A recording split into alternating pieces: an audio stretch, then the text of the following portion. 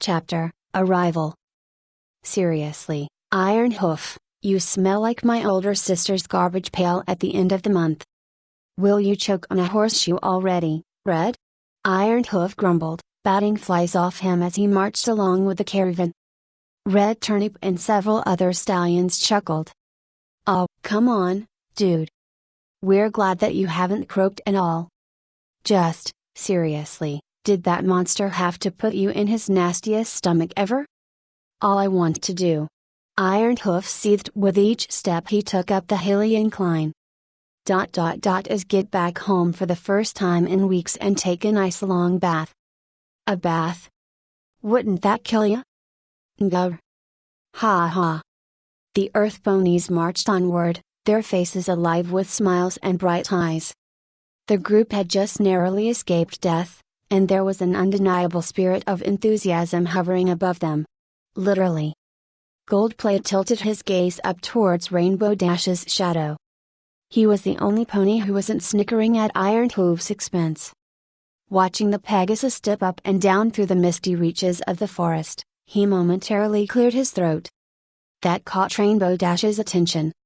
Smirking, she coasted down until she was hovering just a few feet above the coltish stallion. Yes? Goldplate grumbled. What was that? Rainbow Dash raised a hoof over her ear. Thank you, for saving Iron Hoof, Goldplate managed. Rainbow Dash blinked at that. Funny. How so? I really didn't expect any of you guys to actually thank me for what I did. Rainbow Dash winked. Kind of breaks the surly, gruff exterior you're all working so hard to maintain. Goldplate gazed ahead. It seems only polite. You've done so much for this caravan. Oh, is this a caravan? Gee, I hadn't noticed. Rainbow Dash hung upside down and backstroked through the air beside him. I've been too busy smacking around hydras to notice a group of adults bumbling to get a delivery done on their lonesome. And there you go, Goldplate sighed. There I go where?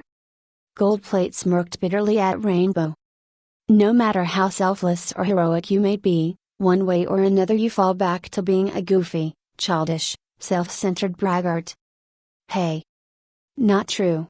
Rainbow Dash's teeth showed. I am so not goofy. Don't you think you'll get in over your head at this rate? Goldplate exclaimed. Like, when was the last time you fought a hyper beam? Hydra. Whatever. When? Rainbow Dash flew upright and scratched her chin. That was the first time, come to think of it. I knew it. Did you, now? What you did was brave, yes, Goldplate nodded. Daring, sure? Dashing? Don't push it. Hee. But you could have seriously hurt yourself. Goldplate's face grew briefly long. Who's to know if you try something that wild in the future and it ends up killing you? Hey. I didn't know that you cared. I don't, Goldplate said with a frown. But if there's anything that Full Trot has taught me in all the months I've worked for him, it's that ponies with nothing to lose have everything to give, even if it means themselves.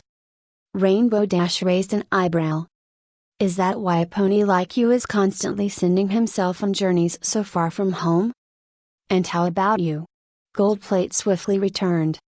Rainbow Dash merely bit her lip. At that moment, Full Trot's voice called out from ahead of the group. Alas! Every pony, relax. For we have arrived. Rainbow Dash hovered upwards. Before her and the caravan, the mists parted, revealing a jagged cleft in earth about half a mile wide. Built along the steep, upper cliffs of this large embankment, just south of the large smoky structure looming to the north, was an elaborate wooden village built upon a complex series of wooden platforms, lattices, and struts. Mills turned, water wheels spun from thin waterfalls, and smoke rose from multiple chimneys as the rustic brown dwelling hung like a hazy shadow against the mountainside. It was the first civilized hub of any sort that Rainbow Dash had seen for weeks, and she was legitimately impressed. Wind throw, dear stallions, Full Trot continued, then motioned with his hoof as he trotted up a long stretch of winding, wooden platforms towards the heart of town. "We are home,"